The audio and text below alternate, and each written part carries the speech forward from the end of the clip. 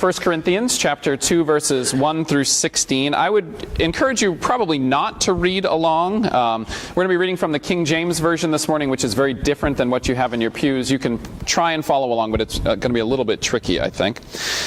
Remember that when we read from New Testament letters as this letter to the 1 Corinthians, this was a letter written to a particular group of people at a particular time in a particular period of history, so very specific for that situation. It was not intended to be a letter that would be read for the ages with advice to churches for centuries, and yet that's what this letter has become. Given that, there are some things that apply, some things that don't apply to us today. This morning we are reading a little bit about the wisdom of God being different than the wisdom of humanity, certainly a lesson that does transcend the ages. And so we'll read here in the 2nd chapter. And I, brethren, when I came to you, came not with excellency of speech or of wisdom, declaring unto you the testimony of God. For I determined not to know anything among you save Jesus Christ and him crucified. And I was with you in weakness and in fear and in much trembling. And my speech and my preaching was not with enticing words of man's wisdom, but in demonstration of the Spirit and of power, that your faith should not stand in the wisdom of men, but in the power of God. Howbeit we speak wisdom among them that are perfect, yet not the wisdom of this world, nor of the princes of this world that come to naught. But we speak the wisdom of God in a mystery, even the hidden wisdom, which God ordained before the world unto the glory, which none of the princes of this world knew, for had they known it, they would not have crucified the Lord of glory.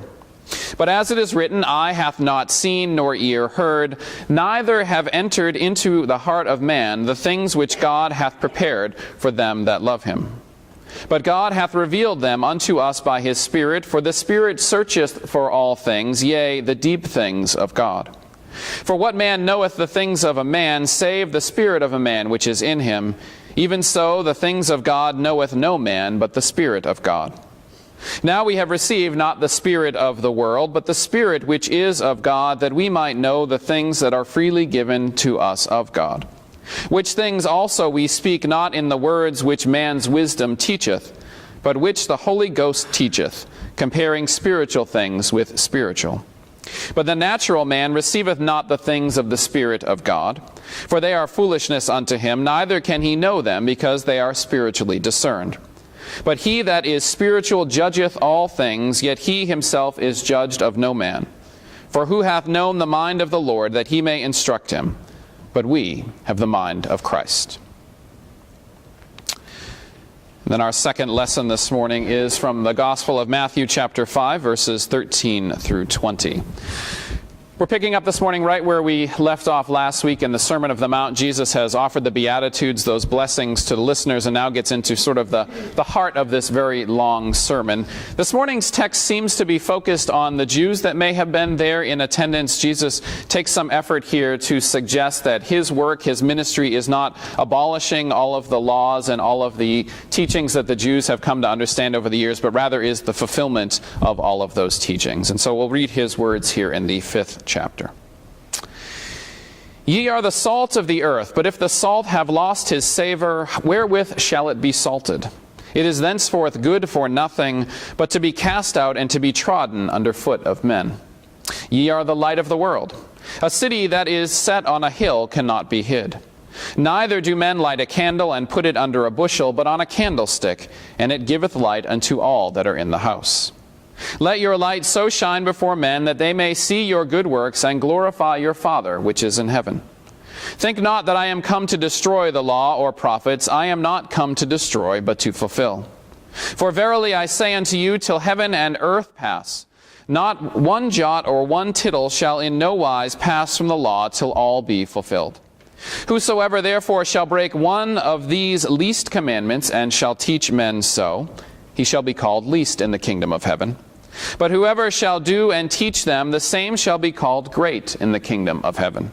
For I say unto you, that except your righteousness shall exceed the righteousness of the scribes and Pharisees, ye shall in no case enter the kingdom of heaven.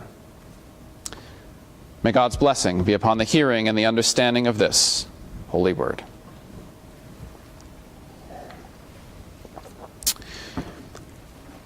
It's hard to believe, friends, that we are here today just 5 short weeks into the year 1840.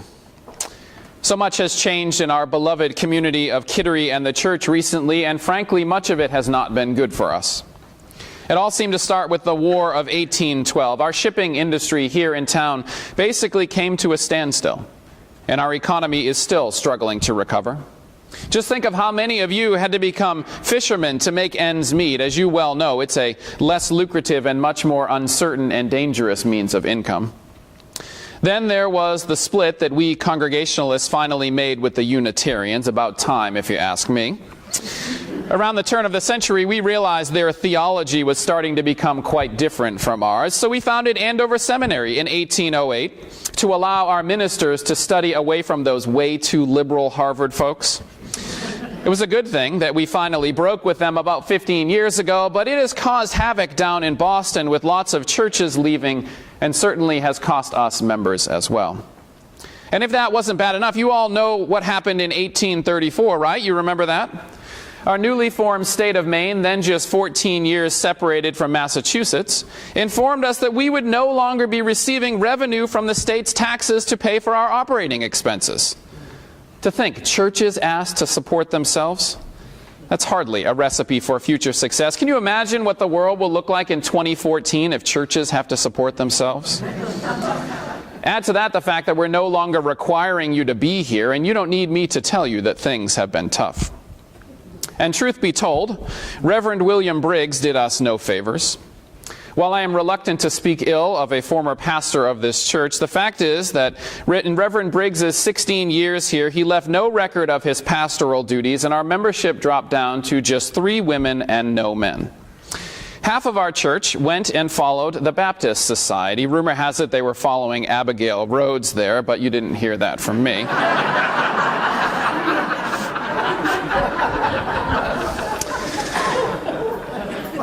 But thank God for our beloved Tamsin Bellamy, as a few years later she was the only member left in the church, and it's because of her that we're still here today. Fortunately, thanks to her and our friends at the Maine Missionary Society, we turned a corner. They sent us Mr. Stephen Merrill to lead the church, and membership increased by 46 members. That paved the way for us to be here today, just a few short weeks away from beginning work that will finally fix up this ancient sanctuary. As you know, I spent much of the winter speaking with you about this need, and by your grace and generosity, we have raised the $1,200 that it is going to take to do the renovations necessary here. We'll begin work on March 30th, hopefully after the snows have stopped falling, and we intend to be finished by late summer. This building has been dreadfully uncomfortable in the winter, as you well know, and unsafe in the summer, so this work is long overdue. And it's my sincere hope that when we are finished, we will finally be able to house a Sabbath school for our children, a dream Mr. Merrill hoped would someday come to fruition for us. And that Sabbath school is going to be important if we expect to remain viable. We may be 126 years old, but there are other churches in town now that are doing good work and taking away our prospective members. As you well know, that's quite a change from in 1800 when there were only 2 of us here in town. Just around the corner and up the hill, First Christian Church started back in 1806. Then Second Christian over on Government Street in Kittery started in 1810, and they should soon have their own building to worship in. In 1811, the Free Will Baptists came to town, and as you know, they've recently moved their meetings from the school up on Brave Boat Harbor Road to a mile down the street in that new building here in Kittery Point. Then, of course, there are the Methodists at the head of Spruce Creek who arrived in 1827, and the other Methodists in the Foreside who came in 1830. That's an awful lot of churches for a town of 2,300 people. And friends, I don't need to tell you that we are the smallest of the bunch.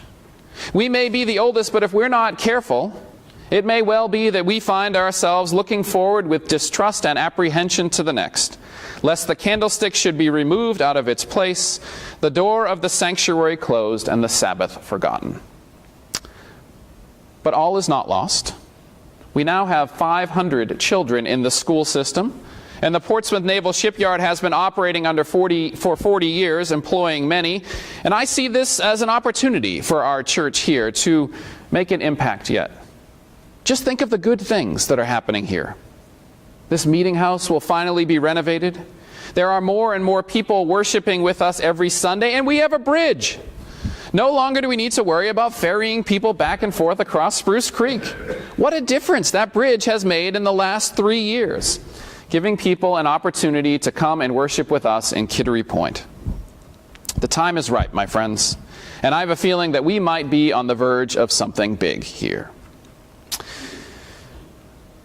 Now from here, Reverend Tobias Miller might well have launched into a sermon overflowing with scriptural references which likely did not tie in together and were certainly not explained, and which personalized the call to repentance and conversion for the hearer. The hope of such sermons was personal transformation in the heart of the listeners. After all, this was a period of revivalism in the church. In fact, the sermon might even have adopted some of the cheery language of a sermon preached by Reverend William Dow right here in our church on August 26, 1883, in an attempt to gain such converts. He wrote, "There is no sadder proof of depravity than the common disregard of all these warnings of the night of death, making no provision of grace for the future, living only for the world till it has lost its power to gratify, till manhood or womanhood has been wasted, and nothing remains but a cheerless old age and a hopeless death." Now, if that doesn't inspire you, I don't know what will. You can relax. We're not going to go there today, not in content nor in style, lest I need to pass out the coriander, dill, and caraway seeds that parishioners then chewed on in worship in order to stay awake, and lest the membership dip down to mid-19th century numbers. Instead, I want to talk a little bit about what else might have been happening during that tenuous period in our church's history that has everything to do with Matthew's gospel. So today, as I said, we're picking up right where we left off last week in Jesus' long Sermon on the Mount. He's just finished blessing those with the Beatitudes who are listening to him. And here he begins talking about salt. Now, what you need to know about salt in Jesus' day is that even though it was small and common, it was an incredibly important part of their daily living. Just listen to all of these uses. It brings out the flavor in food. It acts as a preservative. Covenants were sealed by heavily salted meals. Newborn children were rubbed with salt. Salt was sprinkled on sacrifices. It was used for fertilizing soil, for purifying, for cleansing, for signifying loyalty. Needless to say, salt was pretty important back then. And as such, Jesus says to the crowds that they are salt, and that they need to make sure that they do not lose their saltiness. Now you might be saying that's impossible. Salt can't lose its saltiness or go bad. But apparently that happened in Jesus' day. You see, salt was harvested in an unadulterated form that contained other natural substances in it that could and did go bad, so that the salt ultimately became useless. So when those other substances intruded on the salt lost its ability to be effective and then was thrown on the ground and discarded. And so given that this is supposed to be a metaphor for our lives of faith, the message becomes pretty clear then, doesn't it? If we allow things to intrude upon our lives, like doubting our ability to make a difference, our fear of trying something new, our despair over the way things may be, our acceptance of the status quo as the way things will always be, our attention getting pulled away to things that do not serve our sisters and brothers well, our assumptions that we're supposed to have all the answers when it comes to questions of faith. If we allow all that to intrude, then we could well lose our saltiness. We could lose our ability to flavor the world with God's love. That could happen. But remember, Jesus' words here are as much a reassurance as they are a warning. You are salt, he says. Not you will be salt or you should become salt, but you're salt right now. Which is to say that when we don't allow things to intrude and rob us of our saltiness, salt does exactly what our faith should do. It doesn't serve itself, but it serves the world around it. Salt isn't salty for its own sake. It's salty to make what's around it taste more palatable and stay fresh longer. In this way, the metaphor is clear. The call to be salt is a call to do good works that can be witnessed by humanity for the glory of God. And I would say, my friends, that's what's going to flavor the world today as well. When we use our faith, our minds, our voices, our hearts, and our bodies in the way that God calls us to, we can add some zest to the world that many will benefit from. In fact, I might argue that that's what allowed the church of the 19th century to remain alive and relevant in its day. Just imagine what things were like here then. Down to one member, facing huge repairs, having to move the church building from the middle of the street. All of this in a struggling economy, and yet somehow they made it through. They remained salty because they knew the world needed the flavor that God was calling them to provide, and they reached out beyond these walls to provide a ministry that benefited the community and somehow strengthened them together as a faith community, even causing them to form their own missionary society by the end of the century.